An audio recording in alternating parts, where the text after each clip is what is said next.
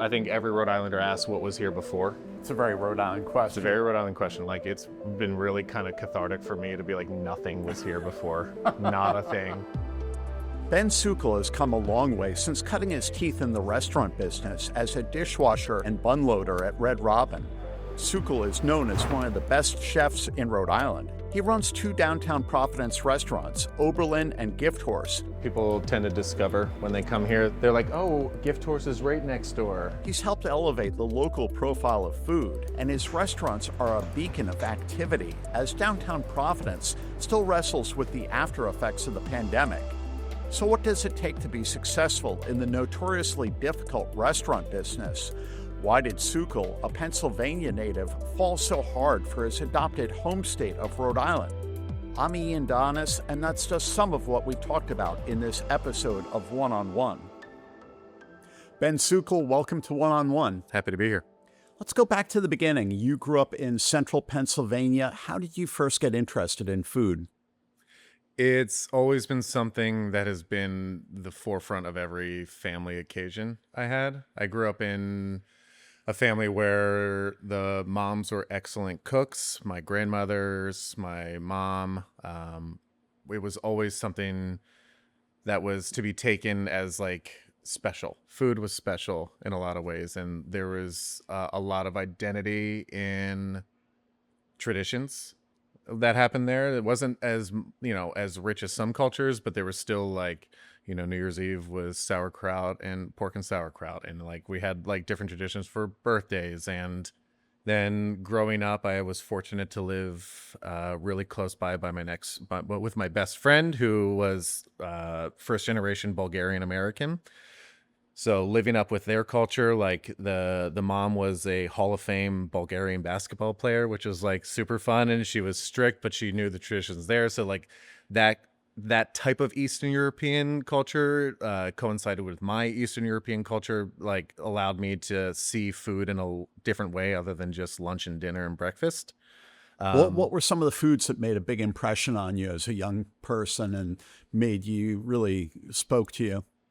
I think it's when I like got over the kid thing of hating every food. It's like where everything's gross, everything's disgusting, and then you start to realize there's a tomato that was grown, and tasting a tomato that was grown by like in your backyard, or my in this case my grandparents' backyard was always like one of those moments that were like not watershed. I would say there was never like a big movement there, but it was more just like tasting things that are commodity versus things that are taken with a lot of care, and like that attention to making something well has always been something that's been instilled with my family. So it's kind of magical when you're a kid, and if you're like your folks are growing tomatoes in the yard and it's like something that comes out of the ground, it's not coming from a supermarket, that makes a connection. Absolutely. And especially like when you get to culinary school and you start to focus in on foods, and then you're like, I was able to process at a really young age that those things that I had were really special, and that those translate into what I'm doing now. So I think those moments of realizing you grew up with something really good, and those can, you're not starting from zero. I mean, where I came from in PA was definitely a food desert. The best food was found in people's homes. But I was lucky to grow up in a lot of really good, talented kitchens. You mentioned culinary school. You came to Rhode Island to study cooking at Johnson and Wales. As you started to make your way after that, how did you kind of decide what your course would be, where you wanted to go, and how did you pursue that? I think early on, I worked all through college too, like full-time jobs. So I was ever since I think it was my sophomore year, my freshman year, it was just like getting used to living in a city, getting used to a college schedule, and just like that homesickness, and then realizing that getting a job while working was sort of like I started to like see the city in a different way, where people hang out after work, like where industry hang out, like all those things started. It's like it's been a slow process of allowing this city and this state kind of slowly open up to me and like become something that I really like and can find solace and joy in a lot of different areas around here. So working through college was always that kind of like, okay, I'm working through college. I've like done the thing. I'm in the trenches, and I kind of like love the idea of advancing. I think to a little bit to my detriment to a certain extent, where I was like so gung ho in becoming a chef of a restaurant or a sous chef of a restaurant. Like the title mattered more than the process. And I think that fed into me thinking I was more mature than I was at a very young age. And then that kind of, that's a house of cards when it comes to a foundational as far as like who you are as a person and where you are. Is like, as long as I work hard, everything falls into line. But if you don't take time to develop yourself as a person, I found that it can make you feel really stunted. But then there's also finally staying in Rhode Island for a summer, because every year during college I would leave. I would go home, or I would like go do a job in, North Carolina or Georgia or something like that, just like to get out, because that meant more to go closer to bigger cities. But then to finally have a summer where you stay in Rhode Island, it's kind of like, oh, right. A lot of people come here for the summer, and now I kind of get it. And so like finding the joy in the state that I'm living in with all of its seasons to me is like, I don't know, that's just, I'm slow to take to a lot of things, but like once they fully take on, like I'm all in with it. You traveled and worked at some different places. You worked at the Dorrance before opening your first restaurant.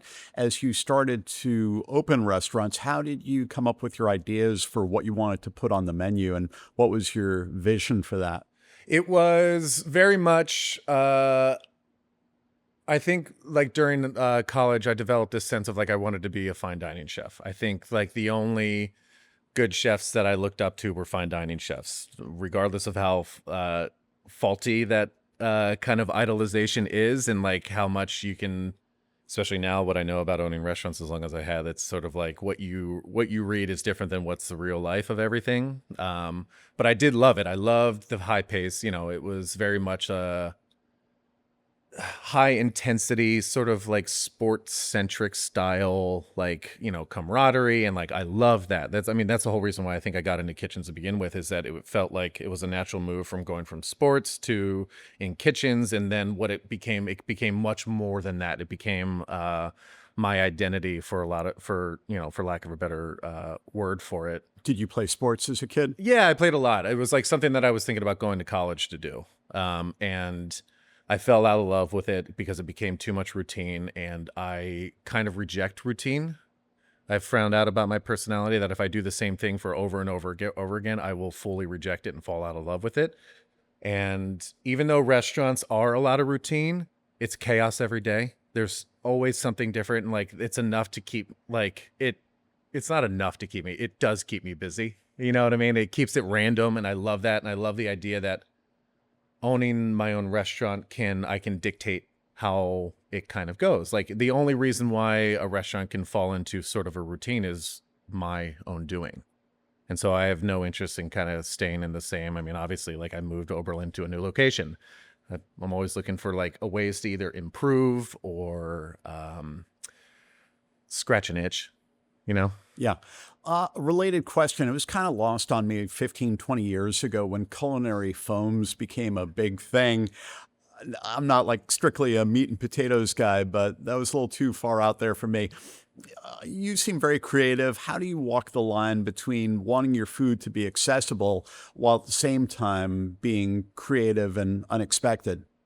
I think accessible is that terminology changes to each person, and it's something I think about a lot, right? Because these restaurants, for all intents and purposes, push what is a luxury thing, right? Like I employ 75 people, and that to me means a lot. And I'm willing to do whatever it takes to keep paying those people. And so accessibility becomes a little bit harder at that point, right? So the prices have to be what they are. It's not a hot dog stand. I'm not the only one who's working at this thing that dictates how I want to charge, right? So how I stay creative is just I think finding different ways to ingratiate myself with this state and its farmers and its growers, and the relationship with sourcing. And sourcing is just like, people throw around that term a lot when it comes to sourcing, whether you're farm to table. Literally every restaurant in the world is farm to table. unless all their food's coming from a lab. Literally everything kind of comes from there. But to me, it's the fact that I've got all of these people who I value as friends, as people that are sourcing these things. And so the importance of that ingredient on the plate is where I find most kind of joy in those things and offering. And like, there's also the part of it where the dollar stays in Rhode Island. And I love that. And I think that's how it should be. That is where I think I find most of my value and creativity is like, how do we be creative with the ingredients we have? How do we make sure that the young people that are coming into work here feel like there's something to achieve, something that they can take away from this place? I think that to me is where I'm more at. Whereas the food part of it, it's like, I think with every kind of chef, the older they get, the more simplistic foods are, the more like how much can we get away with taking away from a dish while it's still being what people pay their money for and leaving satisfied, right?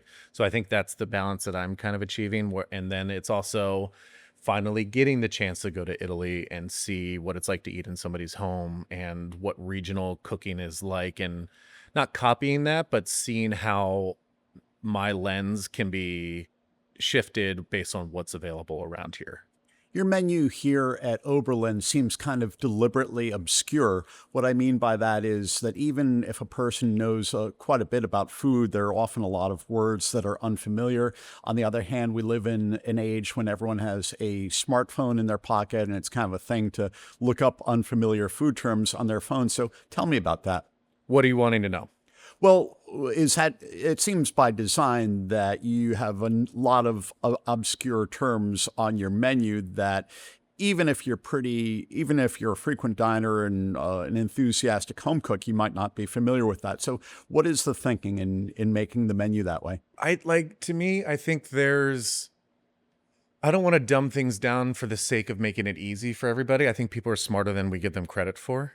So whether that's looking it up on their phone, like that's great, or what we do a lot, and it's something we spend a ton of time on, is getting all of our staff up to terms with what those terms are. So if somebody comes in and they look like a deer in headlights, we're there to land the plane. You know what I mean? And so I don't like to dumb things down for the sake of ease of, because it would be, to me, it's not staying true to what, say, like this dish is that's from this certain region. Like to change the wording just so it's easy to read, to me is sort of like, that's like the I don't know, the worst kind of stew of like here's this ingredients, right? I love to be able to tell some sort of a story. Like, so if there's one dish that has one term that, say, is not familiar to everybody, that's because we've looked into it. There's a story behind it, but then also we're here to explain that to you and make it very simple, and just like, yes, it might be an intimidating term, or it might be something that you like have never had before, but we go to such lengths here to make like trial and error with food, make things taste good and make them be approachable. But I think people are smarter than we leave on to believe. Like, yes, like it's not a McDonald's menu. It's not like burger, cheese, fries on the menu, but it is all of these products coming together that we feel are delicious. And there has to be like trust, right? Like, we're going to trust you to look at this menu and not be scared to run away. But when you come in, I hope you can trust that we're going to help you through every part of this menu. And that also goes with Gift Horse too. I appreciate your answer, because I've been impressed by how your staff here projects a kind of relaxed confidence and expertise, and they do a wonderful job of answering questions or offering to explain things. I hope they all listen to this and see this. I can't wait for them. I hope they hear this, because they deserve that credit. What kind of training goes into that?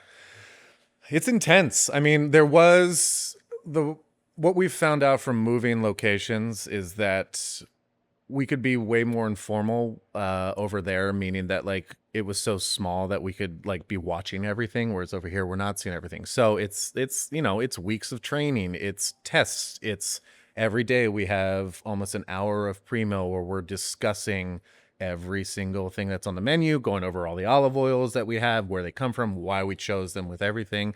And it's over knowledge. That way they're the experts. And I think I love giving people the opportunity to become an expert when you're talking with somebody else. I love being also on the other side of that, where I'm not the expert and somebody explains things to me. It's like that's like the wrinkle in the brain I'm always looking to get. I don't want to simplify your restaurants, but if asked, I would say Gift Horse has a lot of raw seafood. Oberlin's kind of a lot of pasta, a lot of cooked seafood. Mm-hmm. How would you sketch out the difference between the two restaurants? I mean, one's a raw bar. I think Gift Horse is a raw bar, right? So it's the one thing that I've always wanted to do, and I've always felt like to go back to what I think another question you were asking about, like why did I choose the restaurants, or what was a big motivation? There was like one, like I didn't quite finish it, where I was talking about like fine dining was this like kind of like thing I wanted to do, right? Like I'd always done like little bits of fine dining here and there, but then like when Oberlin came about, it was like, okay, so we're in a city that takes a lot of pride in its Italian heritage. And I always felt like I wanted to have a place where I could go in where there's a menu of handmade pastas. And I felt like I could add to that kind of like pride when it comes to that. And like, you're coming here, if you want to come to Rhode Island, if you're like that idea of like seeing the Italian heritage, there are places that are still doing handmade pasta, and I want to add to that. I wanted to also be one of those places. At the same time, we're in Rhode Island. If your menu, I think to not have a seafood forward menu is kind of, you're ignoring where we are in a lot of sense, right? So Gift Horse came about because I didn't really use those oysters a lot.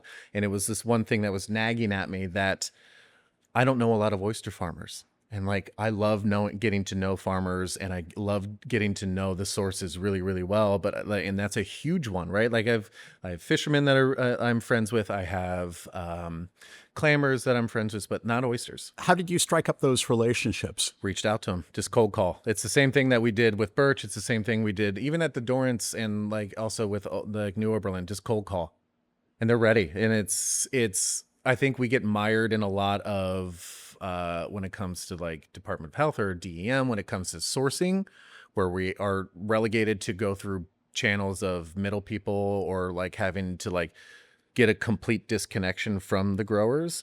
But with oyster farmers, you can just reach out to them. And it was like this thing that I've always like felt like I was missing to become a seafood restaurant in Rhode Island. So I think the differences between the two is that Oberlin leans more towards whole fish and pastas and crudos and like an Italian sense, where it's like, I think Oberlin is kind of like a mix of a bunch of regions in Italy that I've taken from, just because I don't know enough about it to be hyper regional. And I'm also not from Italy. So I think like there's a part of that is like, I can have the mindset of like how you go about cooking, but I have to apply it to what's available here.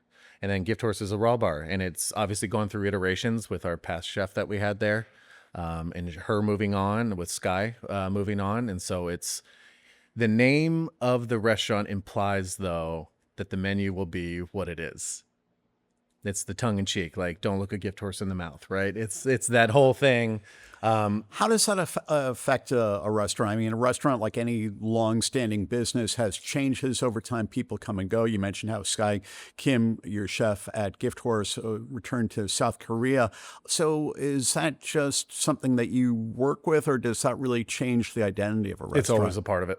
I mean, sure. I think in this instance, it does change a big part of it, right? But there's no replacing Sky. I mean, the other thing that's noted is that Sky took her husband, Chris, who used to be the chef of Oberlin as well, with her. And we lost two big personalities with that. Like, the thing that I like, it's a hard question to answer, right? Because Gift Horse was kind of conceived before Sky took it on, but Sky had such a long history, and like I trusted her so much that when she wanted to come on and she wanted to take this position as the chef of Gift Horse, it completely changed everything. You know, there's mainly the direction, like how the seasonal dishes change, how any of the dishes kind of change. There's the staples that where I was pretty hard and true that I wanted to keep the exact same, because I feel like there's some things raw bar offerings have to do, but she changed it in a way that was uniquely her. And so there's no point in me that's like, well, I'm not going to continue doing that. I'm not going to be me doing Korean food. I've never been to Korea. I've like my closest like relationship to Korea is everything that Sky's taught me, which is a lot. But as far as imprint and everything, I still like, I think to touch on something you and I were talking about earlier was whoever's running the ship deserves the credit. You know, I'm here to guide. I'm here to, provide input and direction and see the kind of zoomed out picture. But when it comes to the day to day, like if Sky's running it, Sky deserved the credit and she rightfully got it. And I think that's been a shift for me because I'm not necessarily on the line every single day.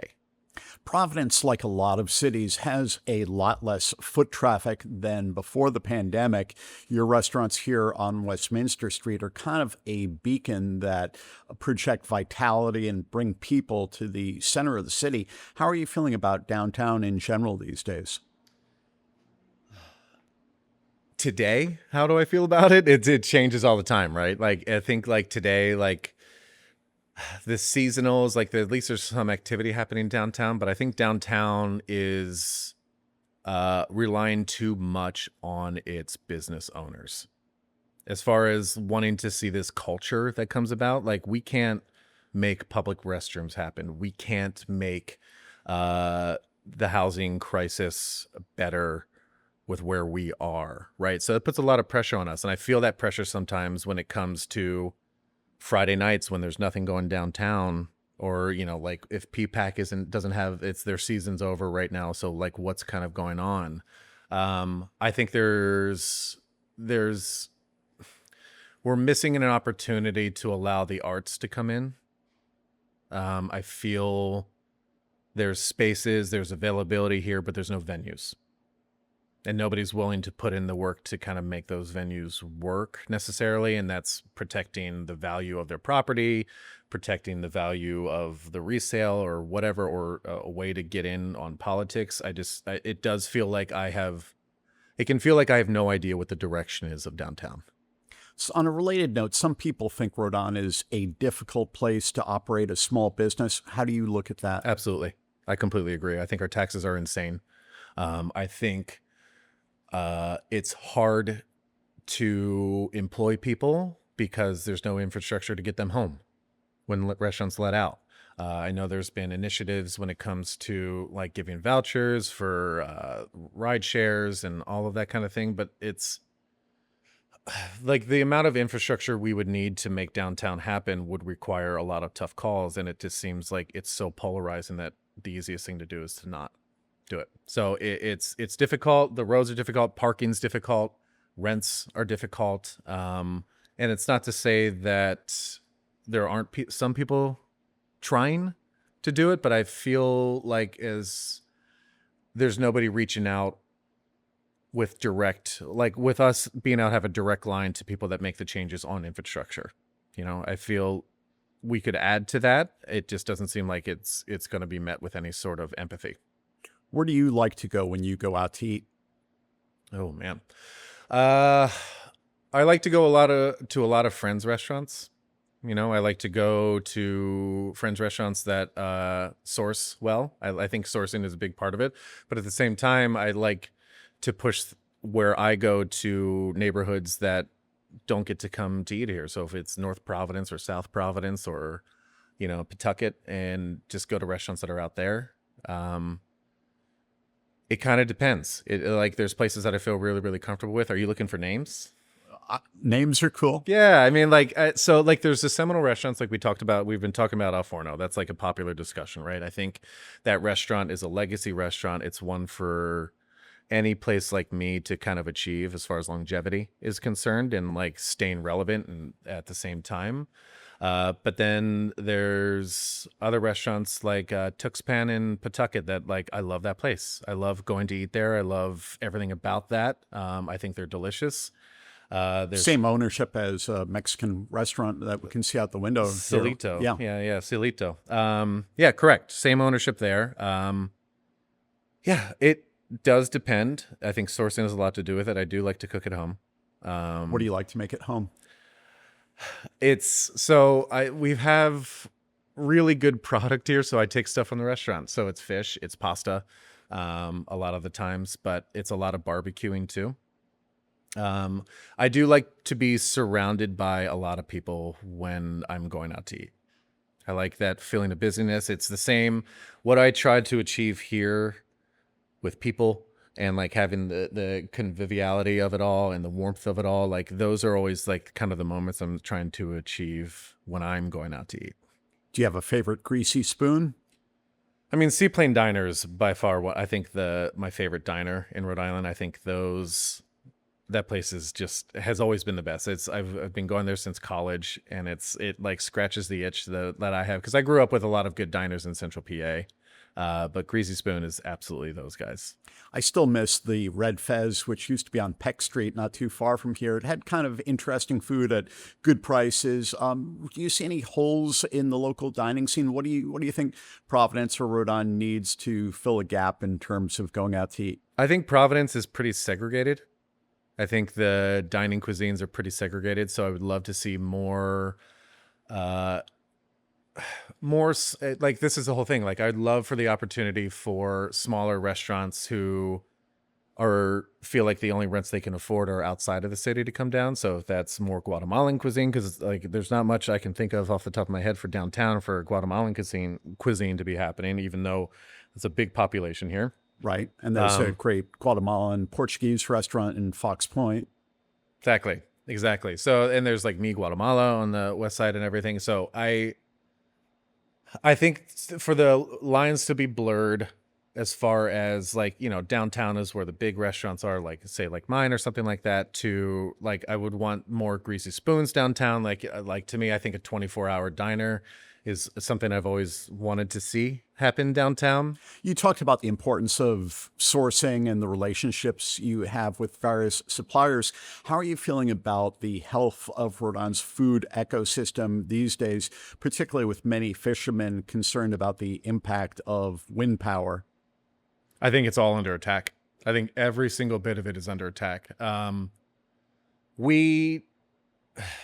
It breaks my heart. Like it's the whole reason why we're doing a bake sale is to benefit the Southside Community Land Trust and the Food Bank, right? So Southside Community Land Trust does a lot when it comes to allowing immigrants to have access to farming capabilities and to kind of make a living by doing that in food systems. I think it's something that is on a zoomed out scale is completely taken for granted when it comes to farmers. I think zoomed in, you have a lot of local communities that value it.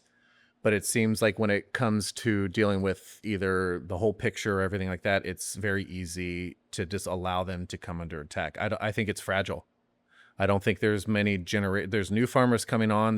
But it feels like there's less generational farmers happening. It feels like there's less generational fishermen happening.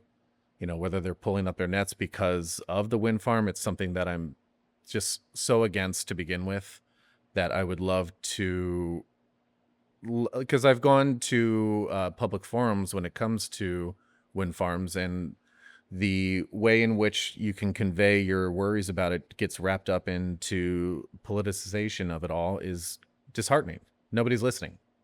So I think it's fragile. I think we try our best, but we're a drop in a bucket when it comes to all the farms in Rhode Island, you know what I mean, and surrounding areas. And I think that like more initiative. Again, this is going back to the point where I'm saying it's putting so much pressure on places like us that are small businesses, and where's the infrastructure to support everyone else when it comes to that transportation, access to funding and all of those things. It feels like it's under attack, and we're I think at an interesting time where it feels like if you're floating or flying or falling or flying, you know what I mean? Where I don't necessarily know where some of our farmers will be in 2 years.